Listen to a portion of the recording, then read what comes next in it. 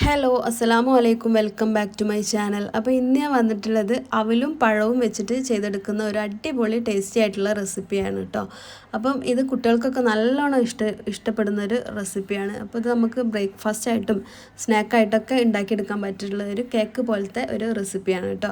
അപ്പോൾ എല്ലാവരും ഇതൊന്ന് ഉണ്ടാക്കി നോക്കണം. അടിപൊളി ടേസ്റ്റിയാണ്, നല്ല സോഫ്റ്റാണ്. അപ്പോൾ ഈ ഒരു റെസിപ്പി നമുക്ക് എങ്ങനെയാണ് ഉണ്ടാക്കുന്നതെന്ന് നോക്കാം. അപ്പോൾ നമുക്ക് ഈ ഒരു റെസിപ്പി ഉണ്ടാക്കാനായിട്ട് ആദ്യം തന്നെ മിക്സിൻ്റെ ജാർ എടുക്കുന്നുണ്ട്.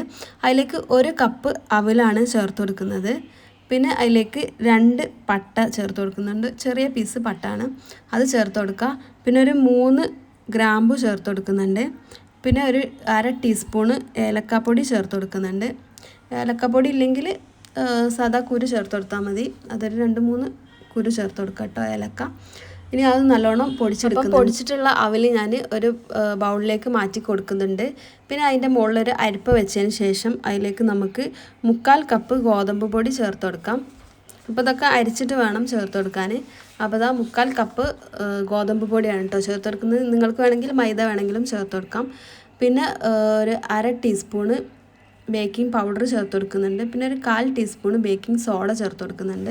ഇത് നല്ലോണം ഒന്ന് മിക്സ് ആക്കിയിട്ട് ഒരു ഫോർക്കോ കയ്യിലോ എന്തെങ്കിലും വെച്ചിട്ട് ഒന്ന് മിക്സ് ആക്കിയിട്ട് അരിച്ചെടുക്കുന്നുണ്ട്. ഇനിയിപ്പോൾ ഇതൊരു സൈഡിലേക്ക് മാറ്റി വെക്കാം. ഒരു മിക്സിൻ്റെ ജാറ് എടുക്കുന്നുണ്ട്. അതിലേക്ക് ഒരു പഴുത്ത നേന്ത്രപ്പഴം ചേർത്ത് കൊടുക്കുന്നുണ്ട്. അതൊന്ന് കട്ടാക്കിയിട്ടാണ് ചേർത്ത് കൊടുക്കുന്നത്. നല്ലോണം ഒന്ന് അരിഞ്ഞ് കിട്ടാൻ വേണ്ടിയിട്ടാണ്. അപ്പോൾ ഒരു പഴം നല്ല പഴുത്തിട്ടുള്ളതാണ് ചേർത്ത് കൊടുക്കുന്നത്. പിന്നെ അതിലേക്ക് ഒരു 1/4 കപ്പ് പൊടിച്ചിട്ടുള്ള ശർക്കരയാണ് ചേർത്ത് കൊടുക്കുന്നത്. അപ്പോൾ 1/4 കപ്പ് നല്ല മധുരം ഉണ്ടാവും കേട്ടോ. നല്ല മധുരം കുറവാണ് വേണ്ടിയെന്നുണ്ടെങ്കിൽ ഒരു 1/2 കപ്പൊക്കെ ചേർത്ത് കൊടുത്താൽ മതിയാവും. പിന്നെ അതിലേക്കൊരു 1/4 കപ്പ് ഓയിൽ ചേർത്ത് കൊടുക്കുന്നുണ്ട്. അത് നല്ലോണം ഒന്ന് മിക്സിയിൽ അരച്ചെടുക്കുന്നുണ്ട്. അപ്പോൾ നമ്മൾ നേരത്തെ അരിച്ച് വെച്ചിട്ടുള്ള പൊടികളൊന്ന് നല്ലോണം ഒന്ന് മിക്സാക്കി കൊടുക്കണം. അതിലേക്കാണ് നമ്മൾ ഈ ഒരു അരച്ച് വെച്ചിട്ടുള്ള മാവ് ചേർത്ത് കൊടുക്കേണ്ടത്. അപ്പോൾ ഇതാ നല്ലോണം മിക്സാക്കിയതിന് ശേഷം നമ്മൾ അതിലേക്ക് അരച്ച് വെച്ചിട്ടുള്ള മിക്സ് ഒഴിച്ചു കൊടുക്കുകയാണ്. ഈ ഒരു ശർക്കര മിക്സ് ഒഴിച്ചു കൊടുക്കുക. അപ്പോൾ ഈ ഒരു ശർക്കര മിക്സ് ഒഴിച്ചു കൊടുത്തതിന് ശേഷം നല്ലോണം ഒന്ന് മിക്സാക്കി കൊടുക്കുക.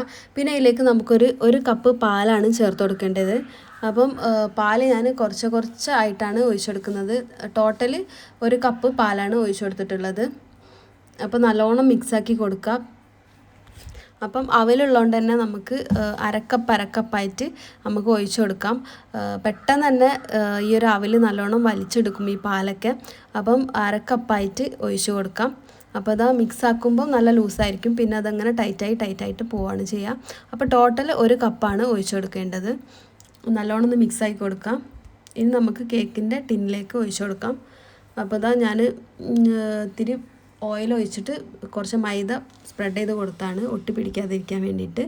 അപ്പോൾ അതാ നമ്മുടെ മിക്സ് നമുക്ക് ഇതിലേക്കൊന്ന് ഒഴിച്ചു കൊടുക്കുന്നുണ്ട്. ഇനി നല്ലോണം ഒന്ന് ടാപ്പ് ചെയ്തിട്ട് ഒരേപോലെ ആക്കി കൊടുക്കാം. ഇനിയിപ്പോൾ ഇതിൻ്റെ മുകളിൽ നമുക്ക് എങ്ങനെ വേണമെങ്കിലും ഡെക്കറേറ്റ് ചെയ്തെടുക്കാം. പിന്നെ ഞാനിതാ അണ്ടി വെച്ച് കൊടുക്കുന്നുണ്ട്. പിന്നെ പഴം ചെറുതാക്കി കട്ടാക്കിയിട്ട് അതും ഒന്ന് വെച്ച് കൊടുക്കുന്നുണ്ട്. ഒരു ഭംഗിക്ക് വേണ്ടിയിട്ട് വെച്ച് കൊടുക്കുകയാണ്. അപ്പോൾ അതാ എല്ലാ ഭാഗത്തും എത്തുന്ന രീതിയിൽ ചെയ്ത് കൊടുത്തിട്ടുണ്ട്.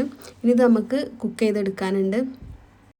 അപ്പോൾ ഇത് നമുക്ക് എങ്ങനെ വേണമെങ്കിലും കുക്ക് ചെയ്തിട്ട് എടുക്കാം, ബേക്ക് ചെയ്തിട്ടോ അല്ലാതെയൊക്കെ ചെയ്തെടുക്കാം. അപ്പോൾ ഞാനിത് ചെയ്യുന്നത് ഒരു പാത്രം വെച്ചിട്ട് അതിൻ്റെ മുകളിലാണ് ഈ ഒരു ടിന്ന് വെക്കുന്നത്. എന്നിട്ട് അടച്ച് വെച്ചിട്ട് ചെറിയ തീയിൽ വേവിച്ചെടുക്കുകയാണ് ചെയ്തിട്ടുള്ളത്. അപ്പോൾ ഒരു 15 മിനിറ്റ് മതി ഇത് വെന്ത് കിട്ടാനായിട്ട്. നല്ല ടേസ്റ്റി ആയിട്ടുള്ള നല്ല വെറൈറ്റി ടേസ്റ്റാണ് കേട്ടോ. ഈ ഒരു പട്ടയും ഗ്രാമ്പൊക്കെ ചേർക്കുമ്പോൾ വെറൈറ്റി ആയിട്ടുള്ള ടേസ്റ്റാണ്. പിന്നെ ശർക്കരൻ്റെയൊക്കെ ടേസ്റ്റ് ആകുമ്പം ഒരു പ്രത്യേകമായിട്ടുള്ള ടേസ്റ്റാണ്. കുട്ടികൾക്കൊക്കെ എന്തായാലും ഇഷ്ടപ്പെടുന്ന ഒരു ടേസ്റ്റാണ്. അപ്പോൾ എല്ലാവരും ഇതൊന്ന് ഉണ്ടാക്കി നോക്കണം, അടിപൊളിയാണ്. അപ്പം ഈ ഒരു റെസിപ്പി നിങ്ങൾ ഉണ്ടാക്കി നോക്കിയതിന് ശേഷം കമൻറ്റ് ബോക്സിലൊന്ന് അറിയിക്കണേ, എങ്ങനെയുണ്ട്, ടേസ്റ്റ് ഉണ്ടോ ഇല്ല എന്നൊക്കെ ഉള്ളതൊന്ന് അറിയിക്കണേ.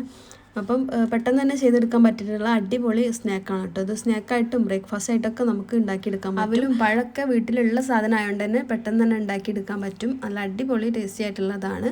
അപ്പോൾ എല്ലാവരും ഉണ്ടാക്കി നോക്കണം. ഇനിയിപ്പം അടുത്തൊരു വീഡിയോയിൽ പുതിയൊരു റെസിപ്പി ആയിട്ട് വരാം. അതുവരെ എല്ലാവർക്കും അസ്സലാമു അലൈക്കും.